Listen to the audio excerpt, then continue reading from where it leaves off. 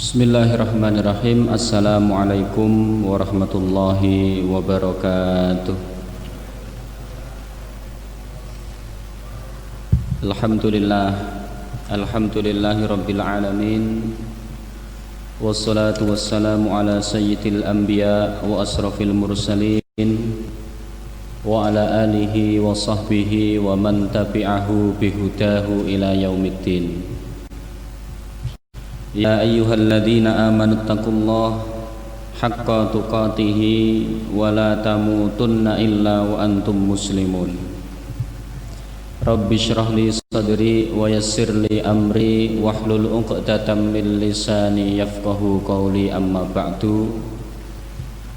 Bapak Ibu yang dirahmati Allah, alhamdulillah, puji syukur atas nikmat Allah malam hari ini, atas nikmatnya yang telah diberikan kepada kita masih diberi anugerah untuk dapat melaksanakan berbagai macam aktivitas dalam kondisi sehat walafiat. Sholawat serta salam semoga terlimpah kepada junjungan kita uswatun hasanah Rasulullah sallallahu alaihi wasallam sebagai rasa hormat kita kepada beliau atas apa yang telah beliau lakukan sehingga jasa-jasanya kita nikmati sampai hari ini. Bapak Ibu yang dirahmati Allah, sebelum memulai kajian kelanjutan dari bab taharah kita, kami mengingatkan untuk kepada jamaah dihimbau untuk menjaga prokes yang sudah ada, mengingat bahwa kondisinya cukup bisa dibahas dan teriring doa pula dalam majelis pengajian ini. Mari kita sama-sama doakan saudara-saudara kita yang sedang sakit, karena ini kan musimnya musim sakit. Semoga lekas diberi kesembuhan, kesabaran, dan tidak lupa mendapatkan pahala dari apa yang telah menimpanya. Dan semoga wabah cepat diangkat oleh Allah Subhanahu wa ta'ala sehingga kita bisa beraktivitas dengan normal, wabil khusus kita bisa beribadah dalam kondisi yang aman dan nyaman. Amin ya rabbal alamin. Bapak Ibu yang dirahmati Allah, melanjutkan materi daripada kajian kita bab fikih yang sudah kita mulai dari bab toharah, yang insya Allah pada malam ini kita sampai kepada bab an-najasah. Bagi panjenengan yang sudah mendapatkan soft filenya, bisa menyimak lewat kitab yang sudah diterima. Bapak Ibu yang dirahmati Allah, di dalam bab ini kita akan membahas beberapa poin. Yang pertama, ta'rifuha, pengertian dari najasah. Jadi apa yang disebut dengan najasah. Kemudian yang berikutnya, wa anwa'uha wa hukmi kulli naw'in, jenis-jenis atau macam-macam dari najasah dan hukum untuk masing-masing. Kemudian yang berikutnya adalah al-mutahhirat, yaitu alat-alat atau benda-benda yang dapat mensucikan. Kemudian yang berikutnya adalah tariqatut tadhhir fil mawadhi'i wal asya, cara mensucikan benda yang telah terkena najis. Kemudian yang terakhir adalah wal ma'fuwu anhu, najis yang ma'fu, dimaafkan secara bahasa Indonesia, tetapi secara teori adalah najis yang tidak dianggap najis. Secara teori najis, tetapi secara hukum tidak dianggap najis, sehingga disebut dengan najis ma'fu. Yang seperti apa nanti kita bahas pada ketika kita sampai pada hal tersebut. Bapak Ibu yang dirahmati Allah, yang pertama adalah ta'rifun najasati, pengertian daripada najasah atau najis. An-najasatu diddut toharoti. An-najasatu adapun najasah, diddut toharoti adalah lawan dari toharoh. Sebagaimana kemarin kami sampaikan, najasah dan toharoh adalah sebuah istilah syar'i yang digunakan untuk menghukumi sebuah kondisi atau menghukumi sebuah benda, yang artinya kemarin kami sampaikan kalau di teras masjid biasanya ditulisi batas suci. Mungkin secara bahasa bisa dipahami, tetapi secara teori bahwa kesucian dalam benda, apalagi kok bumi, itu tidak terbatas. Ju'ilat liyal ardo tohuron wa masjidah. Lah adapun maksudnya apa? Maksudnya membedakan di mana kita harus melepas sandal. Meskipun pada zaman Nabi dulu tidak ada batas suci. Kenapa? Karena mereka masuk masjid ya pakai sandal. Karena masjidnya kan tidak berlantai seperti lantai kita. Jadi tidak ada tulisan batas suci. Wabil khusus karena seluruh bumi adalah suci. Dan nantinya kalau Jumatan itu penuh, pada akhirnya ada yang sholat sampai di tempat nyopot sendal, itu berarti kan sholatnya tidak sah karena tempatnya tidak suci. Maka ya seyogyanya rada digantilah tempat batas bersih atau batas sandal atau dan lain sebagainya. Ngeten sih. Tapi ya ditulis batas suci mboten napa-napa. Karena insya Allah juga dipahami, ngeten sih. Tapi kita terangkan secara teori. Bapak Ibu yang dirahmati Allah, wahyal qaddaratul lati yajibut tanazzuha anha. Wahya yaitu najis, wahya adapun najis yaitu al qadaratu adalah kotoran, allati yang yajibu diwajibkan, tanazzuhu anha dihilangkan. Jadi yang disebut najis itu apa? Sesuatu yang kotor yang wajib dihilangkan. Artinya ada sesuatu yang kotor yang tidak wajib dihilangkan. Maka sesuatu yang najis pasti kotor, tetapi sesuatu yang kotor belum tentu najis. Halaman masjid kotor tapi tidak najis, tetapi kalau barang najis mesti kotor. Lah kok begitu? Karena yang disebut najis adalah apa-apa yang diwajibkan secara syar'i untuk disucikan. Disucikan nggih, bukan dibersihkan. Karena beda bersih dengan suci. Kalau suci pas bersih, kalau bersih belum tentu suci. Begitu nggih. Orang mandi bersih, bersih toh. Tetapi kalau orang bersuci, selain bersih dia juga suci. Makanya dalam beberapa bab pembahasan niat, yang menentukan itu sebenarnya adalah niatnya. Yang menentukan adalah sebenarnya niatnya. Contoh apa? Contoh mandi atau yang kita kenal dengan mandi janabah.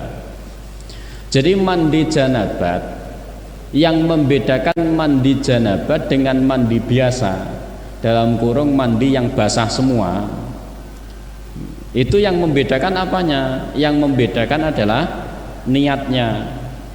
Tata cara dan prosesinya sama, syaratnya satu, yang penting sekujur tubuh basah.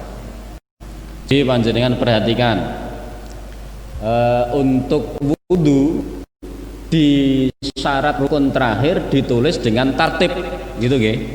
Untuk wudhu ada catatan harus tartib. Tetapi dalam upacara mandi janabat itu tidak ada syarat rukun tartib, sehingga beberapa ulama mengatakan mandi janabat itu syarat rukunnya cuma satu, basah semua dari sekujur tubuh. Maka prosesinya sama, yang membedakan adalah niatnya. Ketika kita sedang memasuki hari Jumat misalnya, hari Jumat yang biasanya di Indonesia kenali sunnah Rasul biasanya kan gitu, mandi janabat. Dalam Jumat ini mandi janabat ada dua, ada mandi janabat karena junub, ada mandi janabat karena hari Jumat, sebagaimana sunnah Nabi untuk menghormati hari Jumat kita disunahkan untuk mandi. Mandi Jumat hukumnya sunnah, mandi janabat hukumnya wajib. Nah, untuk membedakan di mana bedanya? Bedanya hanya terletak di dalam niat. Ketika kita meniatkan mandi Jumat maka tidak mewakili janabat. Ketika kita meniatkan mandi janabat maka mewakili Jumat. Kenapa begitu? Karena mandi Jumat sunnah, mandi janabat hukumnya wajib. Bedanya di mana? Bedanya cuman ada di niat saja. Saya dipahami ya? Anak-anak ini. Maka hadirin rahimakumullah, begitu pula dengan pengertian najis ini. Najis niku napa? Najis itu adalah sesuatu yang kotor menurut syar'i yang wajib disucikan. Maka ketika menempel pada suatu benda, maka benda itu harus dibersihkan. Apabila menempel di tangan atau tubuh kita, maka tubuh kita pun harus dibersihkan. Hafadhan ala sihhati, demi menjaga sihah. Sihah niki bahasa usul fikih nggih. Sedikit ada sihah, ada batil. Kalau dalam muamalah ditambahi dengan fasad. Nah, nanti ada sabab juga, ada manik. 5 hukum itu kan ada 2, ada hukum taklifi, ada hukum wad'i. Hukum taklifi ada 5, wajib, bahasanya tidak pakai wajib, ijab, tahrim, istihbab, ikrah, ibahah. Nah, atau kita kenal dengan istilah wajib, haram, sunnah, makruh, mubah. Itu namanya hukum taklifi. Maka dalam pengertian hukum 5 hukum itu selalu diawali dengan tolabun, karena dia taklif. Nah, sedangkan yang kedua disebut hukum wad'i. Hukum wad'i itu tadi sihah, mani, sabab, syarat, dan lain sebagainya. Nah, nanti dibuka lagi. Ngerti sih? Saya dipahami? Nah, termasuk sihah, maka menghilangkan najis termasuk menjaga sihahnya daripada ibadah. Apa itu sihah? Adalah semacam syarat untuk dihitung sahnya sholat. Nah, maka untuk menjaga sihah, ini bahasa fikih. Kalau diterjemahkan ke bahasa Indonesia rada kurang pas. Panjenengan kalau belajar fikih, bahasa-bahasanya tolong diingat-ingat ya. Bahasa-bahasanya toharo, kemarin ada ma'un kasir, ada ma'un kolil, dan lain sebagainya. Termasuk bahasa ini bahasa sihah. Jadi sihah, ketika kita bertanya, ketika kita belajar usul fikih, ketika kita menjawab pertanyaan harus lebih detail. Detailnya bagaimana Pak? Hukum sholat subuh apa hukumnya? Oh wajib. Salah, hukum sholat subuh tidak wajib. Loh kok begitu? Wajibnya nanti ketika sudah masuk waktu. Nah sekarang kan tidak wajib. Wajib betul sholat subuh? Tidak, wajibnya besok kalau sudah masuk waktu. Betul sih. Nah itu uraian daripada namanya hukum wad'i. Jadi bahasa usul fikih ini ya rada rumit. Begitu Bapak Ibu. Dalam pernikahan juga ada sihahnya, tetapi dalam muamalah nanti ada fasid, ada batil, tambahan. Ada fasid, ada batil dan lain sebagainya.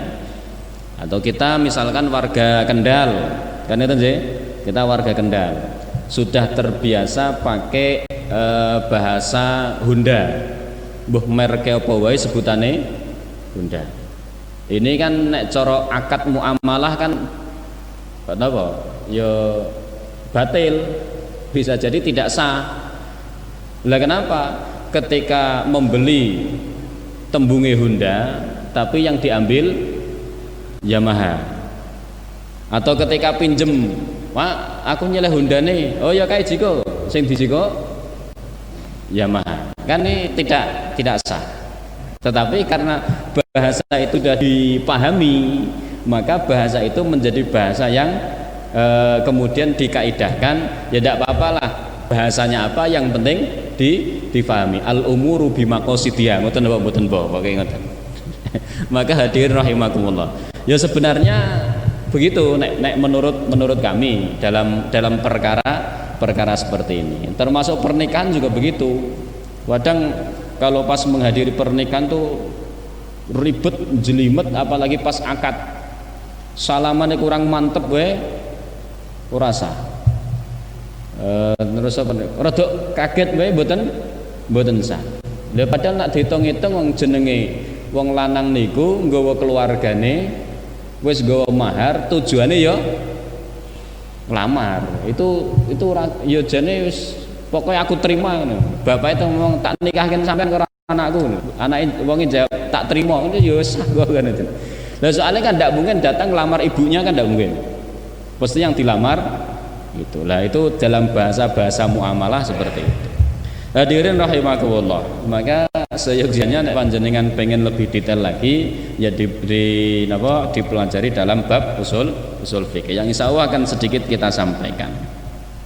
Wa wiqayatan minal adza wad dharar, wa wiqayatan dan mencegah minal adza dari sesuatu yang menciderai atau sesuatu yang merugikan atau sesuatu yang kotor, wal dharari yang berbahaya.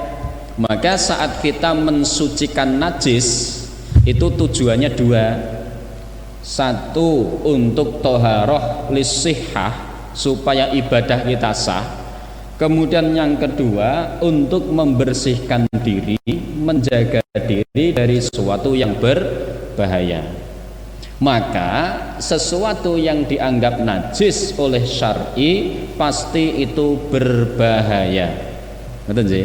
Sesuatu yang dianggap najis oleh syar'i, karena najis itu adalah kotoran, dan kotoran itu pasti membawa bahaya. Begitu nggih?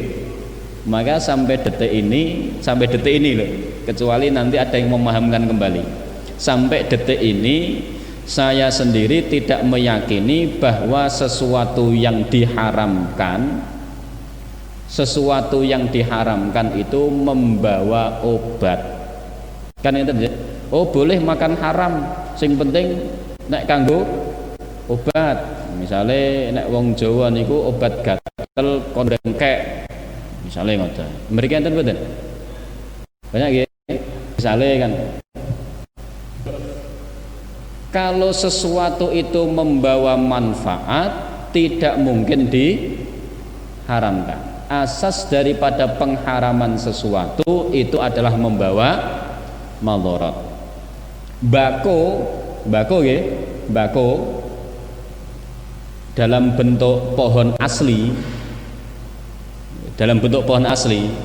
halal, ingat sih.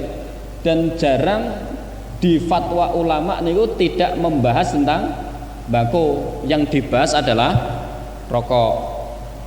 Kan itu sih. Kenapa? Karena bako tidak membawa madharat, yang membawa madharat adalah rokok, meskipun cuman sedikit. Kan itu. Lah karena madharatnya sedikit, ada yang mengharamkan, ada yang memakruhkan. Tapi kita mboten wonten sing menghalalkan, napa malih sing mewajibkan, kita mboten enten. Ngeten sih. Jadi hadirin rahimakumullah, maka begitu. Jadi sesuatu yang haram tidak akan membawa manfaat. Untuk itu diharamkan. Panjenengan buka tafsir Ibnu Katsir ketika beliau mentafsirkan firman Allah, ya ayyuhan nas kulu mimma fil ardi halalan thayyibah. Salah satu syarat halalan thayyibah adalah ghaira dharin lil ajsami wala lil uquli. Makanan yang tidak membawa madarat bagi tubuh, bagi akal. Maka sesuatu yang membawa madarat bagi tubuh dan akal pasti haram. Sebaliknya, sesuatu yang haram pasti membawa madarat bagi tubuh dan juga bagi akal. Ini konsepnya begitu, Bapak Ibu.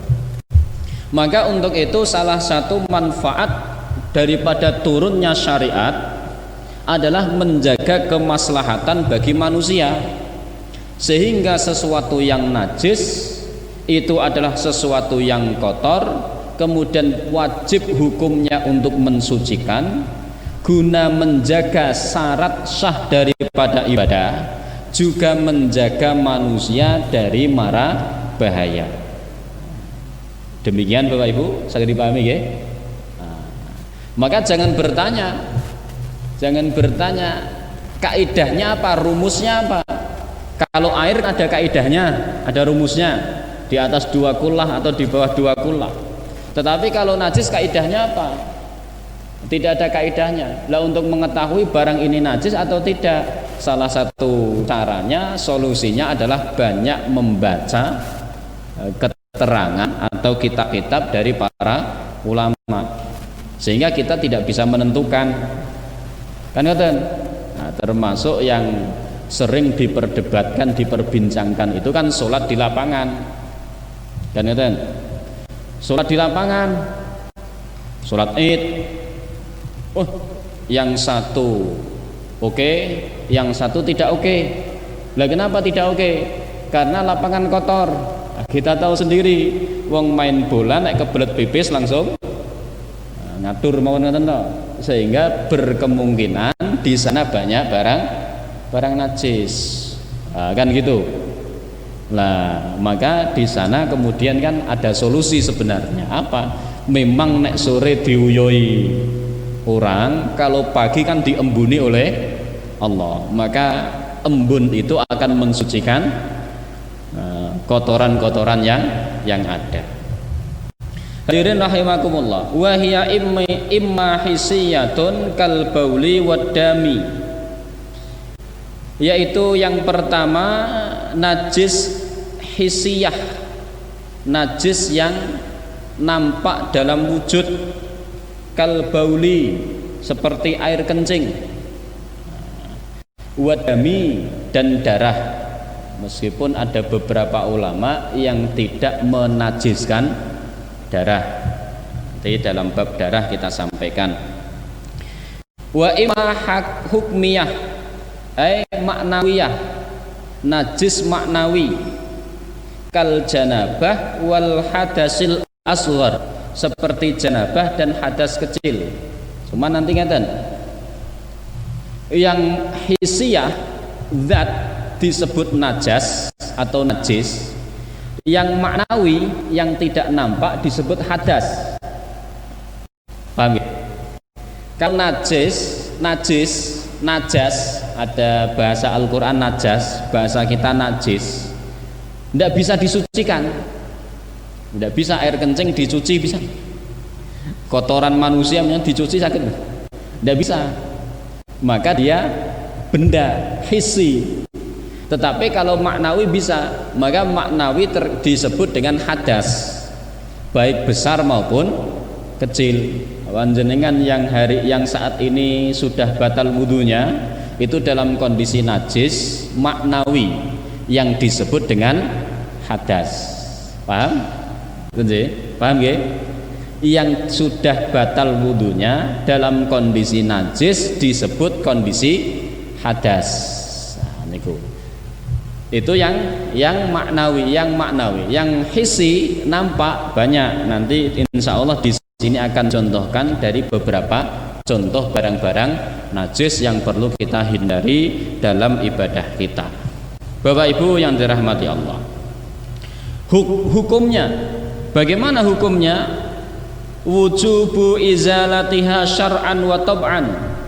Wujubu diwajibkan, izalataha menghilangkannya, syar'an wa tab'an secara syar'i diwajibkan. Sebagaimana firman Allah, wasiyabaka fatahhir, wasiyabaka dan pakaianmu, fatahhir maka sucikanlah. Al-Quran surat Mudassir ayat keempat. Kemudian firman Allah, innallaha yuhibbut tawwabin wa yuhibbul mutatahhirin. Surat Al-Baqarah ayat 222. Kemudian firman Allah pula, wa in kuntum junuban fattahharu. Dan juga firman Allah, fa idza tatahharna fa'tuhunna min haitsu amarakumullah. Ini perintah Allah Subhanahu wa ta'ala di dalam menjaga kebersihan dan kesucian. Toharoh kesucian, sedangkan kebersihan diwakili dengan kesucian. Kalau suci pasti bersih, kalau bersih belum tentu suci, kalau kotor belum tentu najis, kalau najis pasti kotor. Ini diperhatikan. Lah kok beda? Karena suci adalah istilah syar'i, kondisi suatu hukum. Najis juga istilah secara syar'i, kondisi suatu hukum. Barang kotor belum tentu najis. Apa? Air ludah, air liur, kotor nggih. Sepakat bahwa itu barang kotor. Karena tetapi untuk hukumnya ya berbeda-beda. Ada yang menajiskan, ada yang tidak. Nanti dalam bab seperti ini.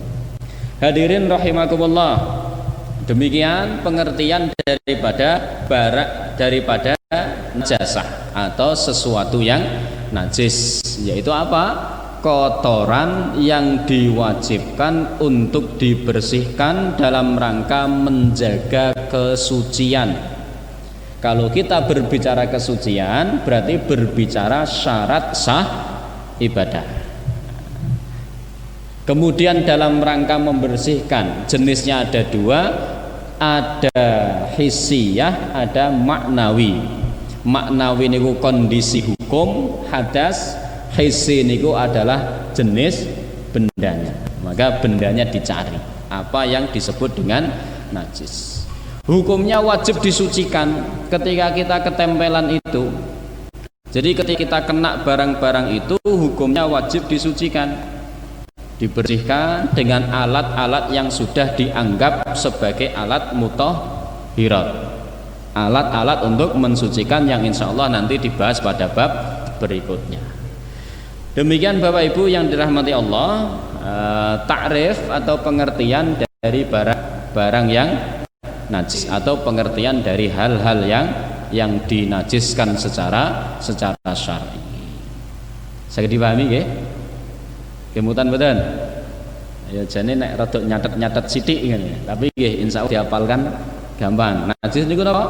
Kotoran yang diwajibkan untuk disucikan. Mohon ngoten bahasa sederhananya. Jenisnya ada dua. Ada wujudnya, zatnya atau hissi atau dzatiyah mawon. Ada maknawi. Maknawi niku siapa? Ya kita. Kita dalam kondisi tidak berwudu berarti sedang najis, tapi najisnya disebut hadas. Paham nggih? Hadas kecil. Lah kalau junub nanti hadas besar. Bapak Ibu yang dirahmati Allah, demikian. Kemudian yang berikutnya yang kita bahas adalah anwa'un najasah.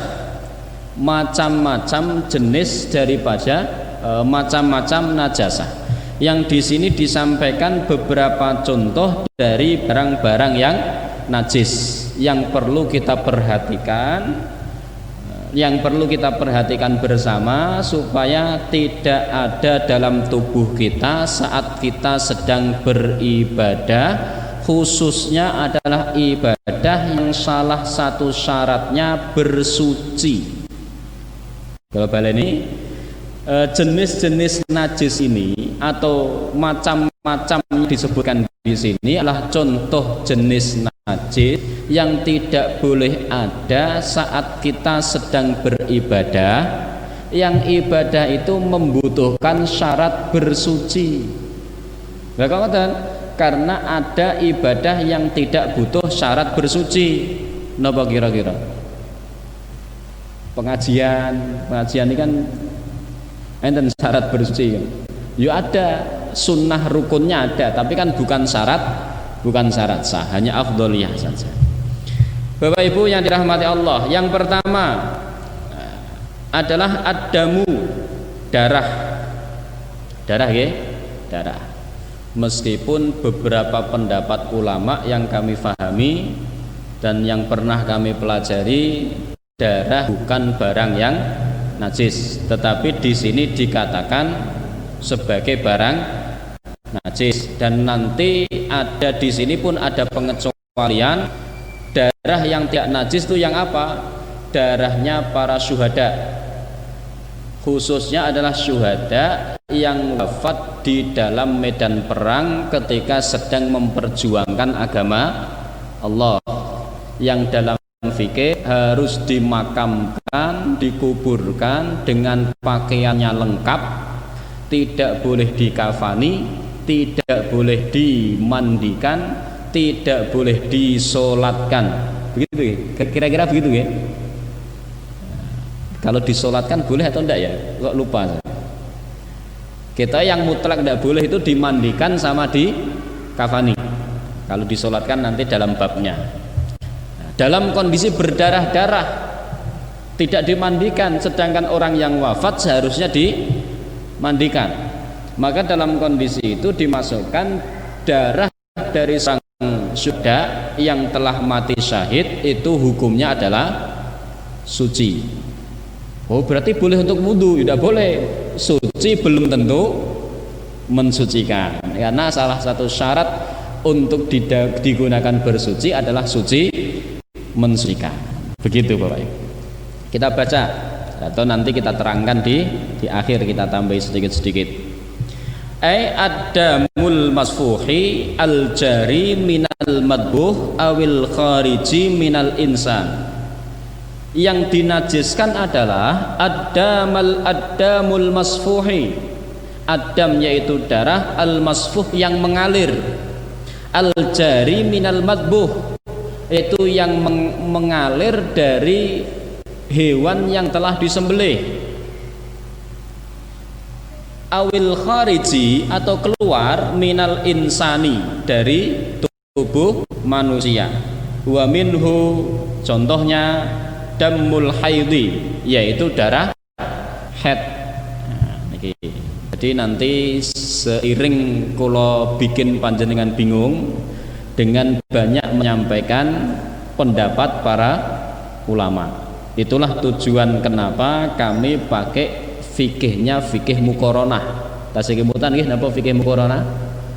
Yang datang dari awal pertemuan mesti tasih kemutan. Fikih muqaranah apa niku? Fikih perbandingan madhab, supaya pengetahuan kita lebih luas. Bapak Ibu yang dirahmati Allah,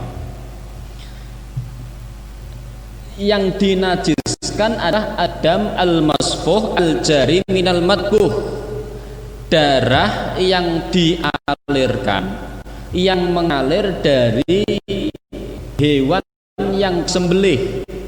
Nah, niki termasuk juga menjelaskan kepada yang belum jelas atau yang masih ragu tentang kondisi darah yang tidak mengalir, halal atau haram. Kan itu? Yang jelas dalam hadis Rasul pernah mengatakan uhillat liyad damani, dihalalkan bagi aku dua darah. Dan apa kira-kira? Hati kan darah ya? Hati. Pokoknya nanti ada bahasa ini al-kabidu wa tihalu nek mboten kelintu. Pokoknya darah. Nah, konsepnya bagaimana? Konsepnya adalah darah yang tidak mengalir. Karena ketika kita teliti dalil pengharaman darah niku adalah dalil yang am yang perlu ditaksis. Panjenengan buka surat Al-Baqarah akan mendapatkan firman Allah, innama harrama alaikumul maitatu waddam. Pertama, diharamkan kepada kalian al-maitah wad dam. Kemudian kita buka Al-Quran selanjutnya di dalam surat Al-Maidah, jelas hurrimat alaikumul maitatu wad dam. Oke.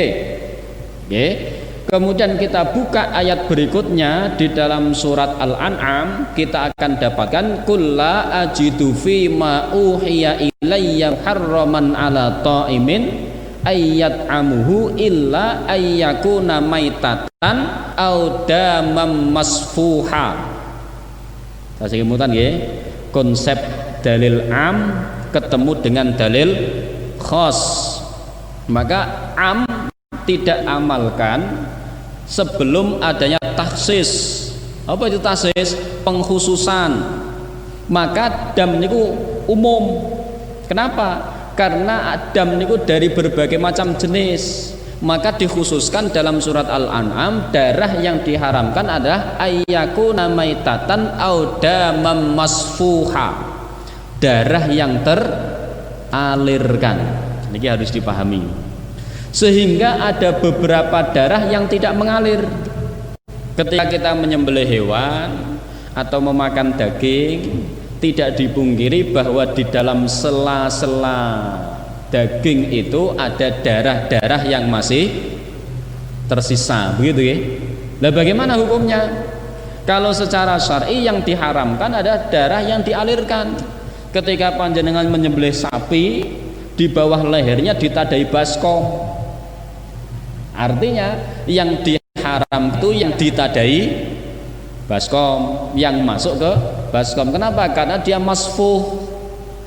Paham nggih? Nah, ketika di sini ada segelas wedang jahe, kemudian di sini saya tumpahkan, kemudian saya katakan yang haram adalah yang ditumpahkan, maka yang masih di dalam hukumnya halal. Ini konsep dalam segi dalil.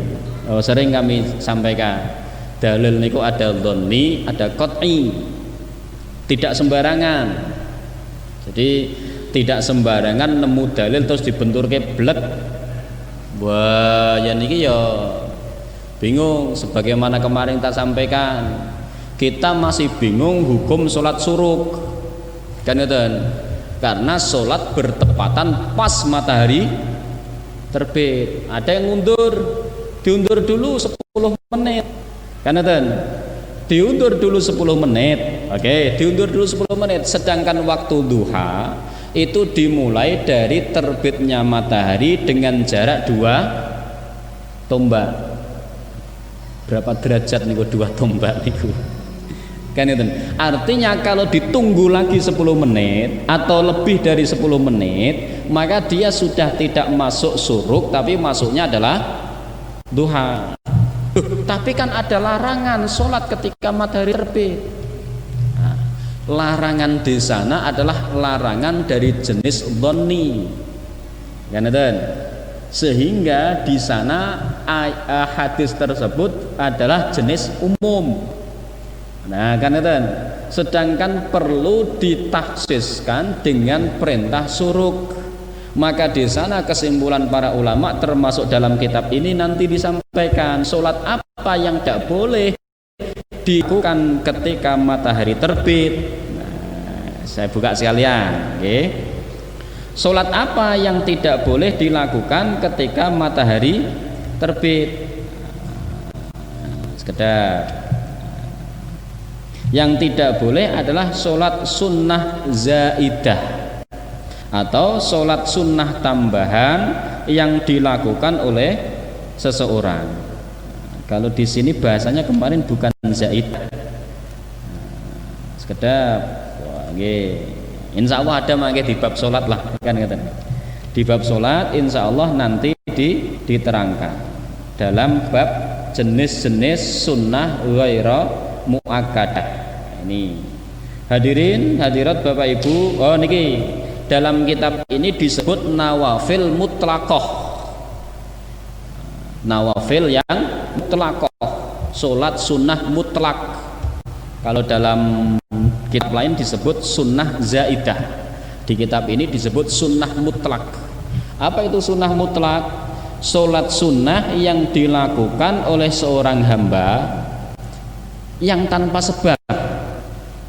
Misal panjenengan janjian sama orang, nanti ketemu saya di Masjid Ar-Rahmah jam berapa Pak? Jam 8. Kan itu. Wih, ternyata yang diajak janjian itu bannya bocor atau kendaraannya mogok, diprediksi sampai jam 10. Wah, ya sudah, daripada nunggu nganggur di masjid, lebih baik sholat. Masuk masjid, sholat syukrul wudhu 2 rakaat, sekaligus sholat tul masjid, sholat duha 2 rakaat. Ditelepon, masih lama ndak? Oh masih lama, nambah 4 rakaat. Telepon lagi, masih lama ndak? Oh masih lama, nambah 8 rakaat. Telepon lagi, masih lama ndak? Masih lama. Sholat apa terusan? Tahiyatul masjid sudah, sudah, meh tahajud ora mungkin wong siang. Ngeten. Ya sudah, sholat sunnah saja, namanya sunnah mutlaqah, atau dalam bahasa lain disebut sunnah zaidah. Tata caranya bagaimana? Tata cara standar yang diperbolehkan secara syar'i menurut keterangan kitab ini adalah sholat sunnah 4 rakaat 1 kali salam maksimal. Jadi sholat sunnah itu tidak boleh lebih dari 4 rakaat kecuali witir. Okay? Kecuali witir nanti boleh 5. Bapak Ibu yang dirahmati Allah, maka sholat taraweh yang pakai sistem 8 tidak boleh diropel 8 rakaat 1 kali salam cepat rampung, tidak boleh. Maksimal adalah 4 rakaat dengan 1 salam. Itu kaidahnya begitu. Lah maka panjenengan sholat tanpa sebab karena memang tidak ada kegiatan, pengen sholat ya sudah sholat saja. Nah, sholat mutlak itulah yang dilarang. 1 ketika matahari terbit, 2 ketika matahari berada di tengah-tengah qabla zawal, kemudian yang ketiga dilarang ketika matahari tenggelam. Itulah yang dimaksud dalam perkara itu. Karena di sana adalah am, tidak bisa diartikan dengan hadis khos. Contoh hadis khos napa? Man nasiya an solatan aw nama anha falyusalliha idza dzakaraha. Barang siapa yang tertidur atau lupa tidak sholat, maka hendaknya dia sholat waktu ingat. Catat, sholat waktu dia ingat, berarti sholat ketika dia bangun. Lah sakniki subuh kawanan, bangunnya subuh ngepasi suruk jam 5.26 ketinggalan nggih. 26 tangi pas jam 5.26, mau nunggu setengah 7 apa jam 6:15, you langsung sholat. Khos ya kok boleh, karena dia khos, maka khos niku fungsinya adalah khos. Begitu pula dengan kaidah darah, maka darah diharamkan. Darah apa? Khos, darah yang masfuh, darah yang dialirkan. Apa itu darah masfuh?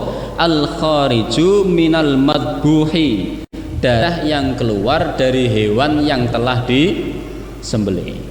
Selama dia tersembunyi di dalam, maka hukumnya halal. Tapi saya ragu tinggalkan, tidak usah dimakan. Perkara darah kan ngoten nggih. Artinya nanti nek panjenengan buka di sela-sela jantung, misalkan seneng bagian dada, di sela-sela dada ada sisa-sisa darah, silahkan saja dimakan. Karena itu bukan darah yang keluar ketika disembelih. Bisa dipahami ya? Nah, itulah darah yang najis. Lah yang di dalam bagaimana? Ya tidak najis. Kalau yang di dalam najis ya kita tidak boleh sholat. Oh, di sini darah semua. Begitu takbir, wah ono darah di gua saya betul. Maka yang najis adalah yang keluar. Awil khariju minal insani, atau darah yang keluar dari tubuh manusia. Luka Wa minhu dammal haidhi, dan salah satunya adalah darah haid. Saya masih lebih cenderung kepada yang mensucikan darah. Karena Karena sebab daripada najisnya darah haid bukan karena jenisnya, tapi karena tempat keluarnya. Paham ya? Jadi ilahnya, sebab dinajiskan bukan karena darahnya, tapi karena tempat keluarnya. Karena keluarnya dari situ, dan setiap sesuatu yang keluar dari situ pasti najis. Jelas nih, kan ya? Nah, tapi tidak masalah karena kita kaji kitab ini, ya kita urutkan saja sesuai kitab ini. Saya dipahami Bapak Ibu? Lah kenapa? Karena nantinya ketika panjenengan kok sholat dicokot nyamuk. Nah, sholat dicokot nyamuk. Nyamuknya gudi. Meh dikeplak kok yo. Napa? Menter-menter tapi kok yo pas sholat. Jadi mboten apa-apa, ngeplak nyamuk mboten apa-apa. Karena gerakan yang diperbolehkan dalam sholat adalah gerakan butuhkan. Jadi panjenengan mau bergerak semacam apapun, ketika gerakan itu dibutuhkan tidak masalah. Kalau madhab Syafi'i kan jelas 3 kali Allahu Akbar sakderenge maca iftitah, batal garuk siji loro, Allahu Akbar kabira walhamdulillah kasih rampung siji loro, Al-Fatihah siji loro, tidak boleh lebih dari 3 mutawaliyani, 3 yang berurutan. Dan tadi kan tidak urutan, sak rukun loro kali. Tapi dalam madhab yang nanti kita bahas di sini, yang tidak diperbolehkan itu gerakan yang tidak dibutuhkan. Contohnya apa? Ngeplak nyamuk tonggone, Allahu Akbar, pas ruko nggone tonggone, waduh gede meniman-iman tak keplake kan ora butuh. Ketika nyamuk tonggo kan tidak mempengaruhi khusuknya kita. Lho nak nyamuk di kaki kita sendiri jelas berpengaruh. Keplak plek kukur gatele ilang salate khusuk. Lah di kakinya tonggo dikeplak kan itu. Ya tidak butuh. Maka yang tidak dibutuhkan itulah yang membatalkan sholat. Konsepnya begitu.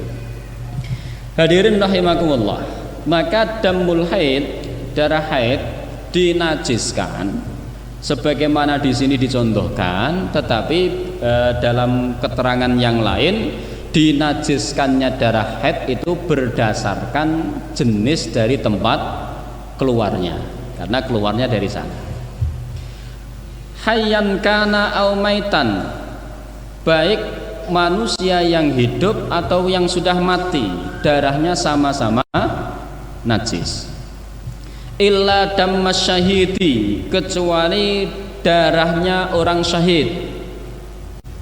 Darah orang syahid yang tadi sudah kita contohkan, pensuciannya, pengkafanannya langsung dengan pakaiannya, khusus untuk syahid dalam kondisi berperang.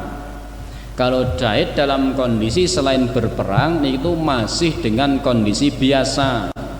Contohnya pengausan, orang ngaji, keluar dari rumah, fahuwa fi sabilillah, kata Nabi, maka dia sedang di jalan Allah. Wah, pas ngaji meninggal, maka dia dalam kondisi syahid. Tapi nggak sampai rumah ya dimandikan, dikafani, karena syahidnya bukan syahid dalam kondisi perang. Hadirin rahimakumullah.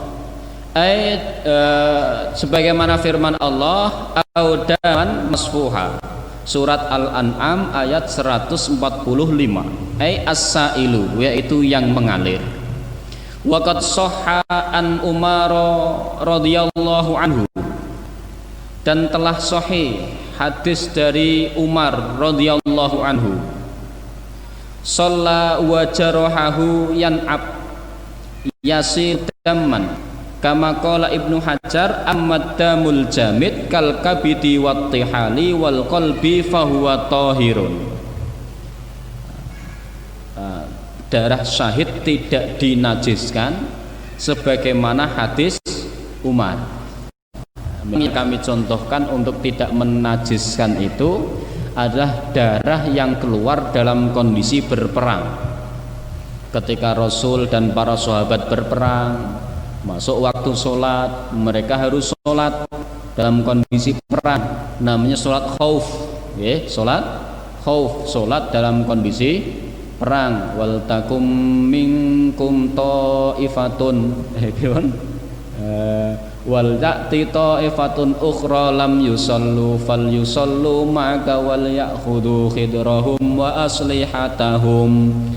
Sing mangkat perang wong 200 orang baris bersama Nabi sholat Allahu Akbar. 200 orang mengelilingi menjaga. Begitu Nabi dapat 2 rakaat duduk tahiyat, makmum melengkapi sholatnya. Ketika makmum sudah lengkap sholatnya, sudah salam, yang 200 jaga tadi gantian maju ke depan baris bersama Nabi, yang sudah sholat mundur ke belakang, kemudian bermakmum bersama Nabi. Kemudian Nabi melengkapi, katanya 2, 4, jadi 4 misalkan sholat duhur atau sholat isya, 4 selesai salam, para sahabat melanjutkan sendiri. Itu sholat khauf. Allah nanti di bab sholat khauf kita pelajari, kan gitu ya, sholat dalam kondisi perang. Nah dalam kondisi seperti itu kan ya untuk ganti pakaian kan sulit. Aku tak ganti sarung sih. Itu kondisi perang, bukan kondisi walimahan, bukan kondisi dan lain sebagainya. Maka darah itu menjadi darah suci, disucikan karena darah itu keluar dari seorang yang sedang berjuang di jalan Allah. Bapak Ibu yang dirahmati Allah, ammad damul jamidi, sedangkan darah yang diam atau yang mati, yang jamid, yang tidak mengalir, kal kabidi, seperti jantung, wat alifa wal qalbi, dan hati, liver, fahuwa tahirun, maka dia suci sehingga hukumnya halal. Gitu. 5 akhrajahu Ahmad wa Ibnu Majah, sesuai hadis dikeluarkan oleh Imam Ahmad dan Ibnu Majah, min hadis Ibnu Umar, hadis Ibnu Umar qala Rasulullah sallallahu alaihi wasallam, uhillat lana maitatani wa damani. Uhillat, telah dihalalkan lana untuk kita, maitatani, 2 bangkai, wa damani, dan 2 darah. Fa ammal maitatani, adapun 2 bangkai, fal jaradu wal hutu. Al jaradu adalah belalang, al hutu adalah binatang air. Maka setiap apa yang ada di air, khususnya binatang yang hidup di air, itu bangkainya halal. Belalang termasuk dalam belalang jangkrik. Nah, ini termasuk alasan kenapa bangkai belalang atau bangkai jangkrik dihalalkan dan dia suci. Kenapa? Karena di dalamnya tidak ada darah. Maka Syekh Wahbah Zuhaili membuat semacam konsep bahwa salah satu illah dinajiskannya, diharamkannya bangkai adalah karena dalamnya ada darah. Maka darah sebab haram, sehingga darah menjadi najis. Itu yang beliau sampaikan begitu. Bapak Ibu yang dirahmati Allah, wal hutu, dan binatang laut, termasuk dalam laut adalah ma'un kasirun, baik sungai, danau, belumbang, akuarium, dan sebagainya. Kan itu kan kadang ada yang tanya, Ustaz, katanya kalau binatang laut bangkainya halal semua, lalu bagaimana kalau danau? Danau kan bukan laut. Nah, kan sudah kita terangkan, termasuk nama laut adalah setiap air yang berkumpul dalam jumlah banyak. Loh kok Nabi tidak menyebut danau, tidak menyebut apa? Tidak menyebut belumbang. Lah yang Arab kan rano belumbang. Tidak ada Tidak ada danau, adanya cuman laut. Mereka kenal kan cuman laut. Lah kok gak sungai? Yo ten Arab yo ora ono sungai. Yo ada sungai tapi ora ono banyune. Maka bahasanya adalah laut. Lah nanti nak diterangke satu-satu ya jelimet. Maka kemarin kan sudah kita sampaikan. Jadi bahasa tidak mewakili daripada benda. Ilahnya sama. Wa ammad damani, sedangkan dua darah, al-kabidu wat tihalu. Wa ammad damus samaki fahuwa tahirun, sedangkan darah ikan fahuwa tahirun, dia adalah suci. Ingdal Hanafi, menurut madhab Hanafi. Najasun ingdal Malikiyah wa Syafi'iyah wa ghairahum, sedangkan menurut Malikiyah, Syafi'iyah dan yang lain hukumnya najis. Lah kok beda? Lah memang begitu. Ulama niku selalu berbeda pendapat. Bukan karena mereka sengaja ben ketok masyhur pendapatnya beda. Nah, kalau panjenengan sedaya kan beda kan ben ketok keren. Nah, mereka kan berbeda itu dari memang berdasarkan penelitian yang mereka laksanakan. Maka Imam Abu Hanifah atau madhab Hanafi mengatakan bahwa darah ikan hukumnya suci, sedangkan Syafi'i, Maliki dan yang lain darah ikan hukumnya najis. Bapak Ibu yang dirahmati Allah, wekdalipun pun badhe telas ya. Kita potong dulu untuk pertanyaan. Ini darah belum selesai, insya Allah kita bersambung ngeten nggih. Nah, yang hadir seyogyanya yo hadir terus, kan mboten kepotong. Ale nek setengah-setengah niku kurang afdol. Mekaten Bapak Ibu, kiranya waktu yang terbatas nggih membatasi pertemuan kita. Monggo apabila ada yang mau ditanyakan sebelum kita akhiri atau kita lanjutkan nanti, monggo. Assalamualaikum warahmatullahi wabarakatuh. Waalaikumsalam. Langsung saja Ustadz, ini pertanyaan saya. Tadi kan dikatakan bahwa semua binatang yang di air hukumnya adalah halal. Bagaimana kalau ada binatang yang bisa hidup di air juga hidup di darat? Apakah juga termasuk halal? Terima kasih. Secara konsep, binatang yang bisa hidup di darat dan di air itu hukumnya haram, karena dia alasannya termasuk hidup dalam dua alam. Cukup. Dan untuk mengetahui binatang apa saja ya panjenengan pelajari di buku IPA. Tapi nanti tolong dipastikan mana hewan yang hidup di air dan dapat bertahan lama di darat, atau hewan darat yang dapat menyelam cukup lama di air. Jadi itu pelajaran nanti di IPA. Kalau dalam fikih, setiap binatang yang hidup di dua alam hukumnya haram. Yang menjadi kesepakatan yang misalkan kodok, jelas di kodok. Meskipun ada juga yang menghalalkan kodok. Lalu siapa yang menghalalkan kodok? Ya bakul kodok. Ya jelas, bakul kodok kan itu. Bakul kodok menghalalkan kodok kan. Sing seneng kodok ya menghalalkan kodok. Cuman dalam segi konsep fikih, setiap apa yang hidup di dua alam maka hukumnya adalah haram. Untuk lebih detailnya ya nanti insya Allah kita sampai dalam bab halal dan haram di dalam binatang. Mekaten matur suwun. Nggih.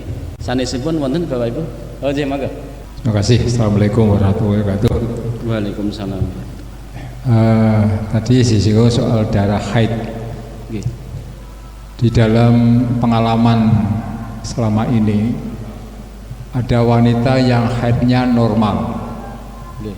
Biasanya seminggu. Nggih. Tapi ada wanita yang haidnya spotting, tidak normal. Bahkan kadang-kadang sampai 2 minggu masih mengalir terus. Nah, dalam kajian ini tidak tahu dari mazhab apa nanti.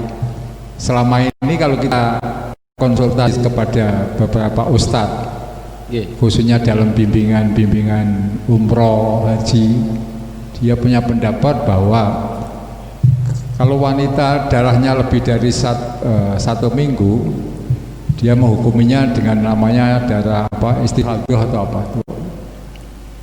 Tetap dia harus segera bersuci, gampangnya di tempat itu segera dibampeti, langsung segera sholat atau segera tawaf.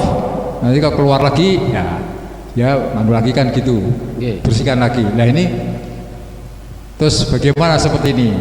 Kemudian kalau darah nifas kan darah waktu apa namanya melahirkan.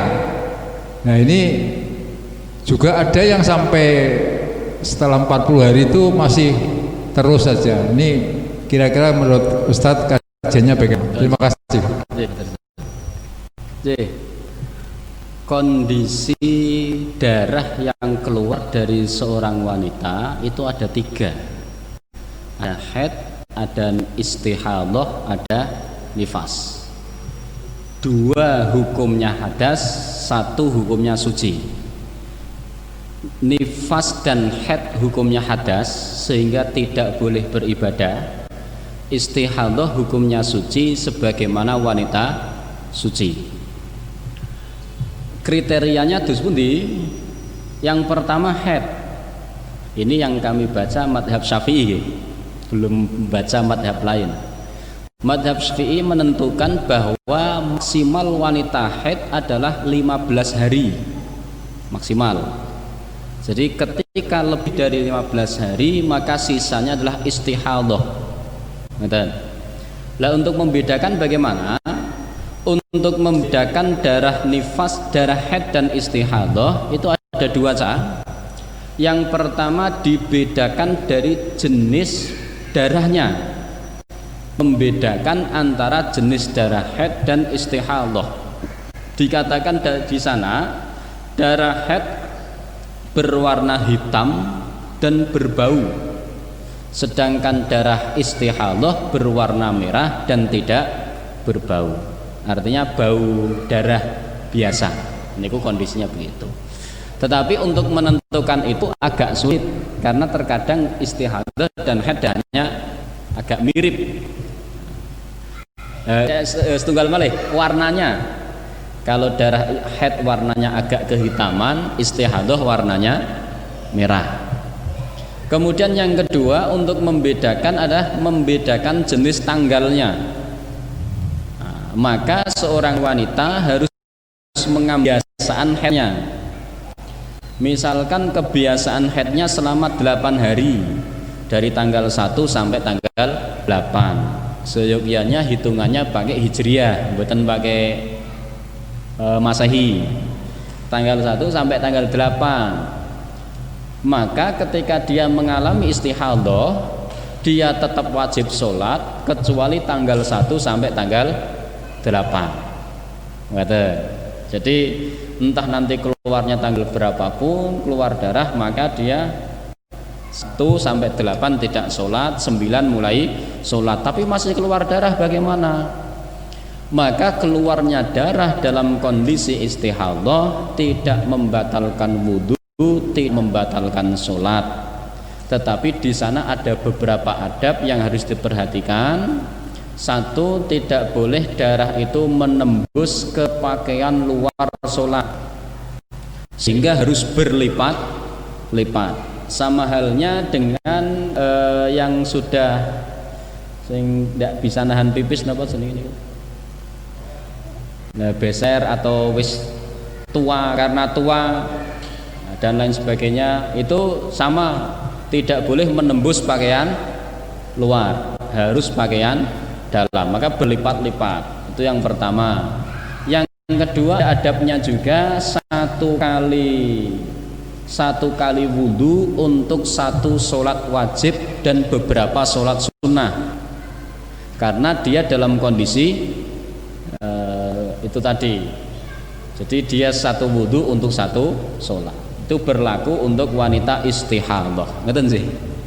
Detailnya nanti ya insya Allah kapan. Kemudian yang berikutnya adalah nifas.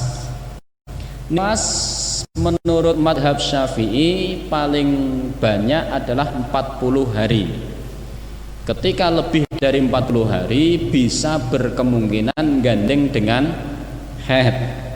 Ketika lebih dari gandengan haid berarti dipastikan itu juga masuk istihadhah. Sehingga nifas itu maksimal 40 hari. Nah 40 hari itu hitungan dari mana?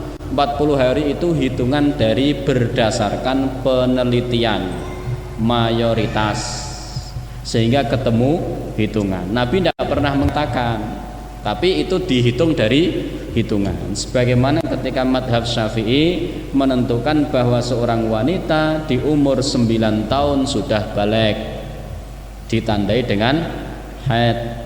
Termasuk rahasia kenapa Nabi menikah dengan Sayyidah Aisyah baru berkumpul di usia 9 tahun. Ketika nikah di usia 6 atau 7, ada yang mengatakan 6, ada yang mengatakan 7, kumpul di usia 9 tahun. Nah 9 tahun cek cilik, niku kan putrane jenengan, bapak cilik, ibu cilik ya, cilik anaknya. Nah wong Arab kan gede-gede. Maka di sana 9 tahun itu usia balik. Kalau sudah balik berarti sudah dewasa. Makanya sehingga nifas dihitung 40 hari, lebih daripada itu dihitung kelebihan haid atau istihadhah, kurang daripada itu berarti sudah suci. Artinya nanti nek nifasnya kok cuma 3 hari ya 3 hari. Nggak usah nunggu 40 hari. Oh katanya 40 hari. 40 hari itu maksimal. Jadi ada hitungan minimal, ada hitungan maksimal. Lebih jelasnya dan detailnya nggih ten bab nifas nggih insyaallah. Ngaten matur suwun. Saya berkaitan dengan itu jadi ingat lagi ini Ustaz. Ngomong di rumah sakit ini. Nggih. Nah, pasien itu ada yang nyuwun sewu harus pakai kateter. Nggih. Kateter kan?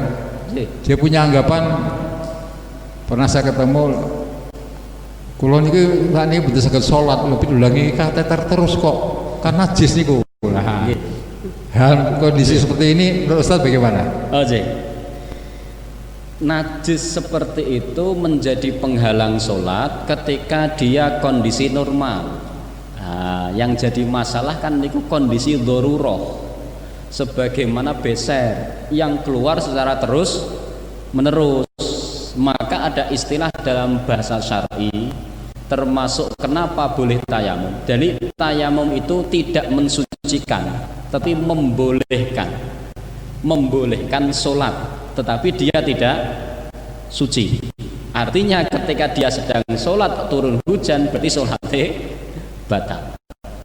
Dan termasuk kateter, termasuk beser dan lain sebagainya, itu termasuk dalam kondisi rukhsah yang darurah yang kemudian diperbolehkan. Nah kondisinya membolehkan, bukan mensucikan.